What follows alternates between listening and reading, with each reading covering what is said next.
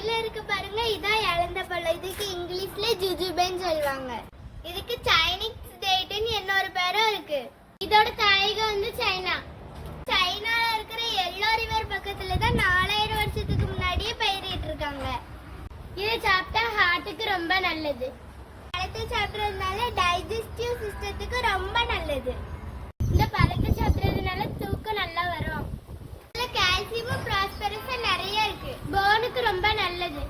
இதுல vitamin C இருக்கிறதுனால நோய் எதிர்ப்பு சக்திக்கு ரொம்ப நல்லது. சாப்பிட்றதுனால பிளட் பிரஷரை சீர்படுத்தும். ரோட் சைட்லோடு இருக்கிற மரம் ரொம்ப முள்ளா இருக்கும். பறிக்கும் போது கவனமா பறிங்க.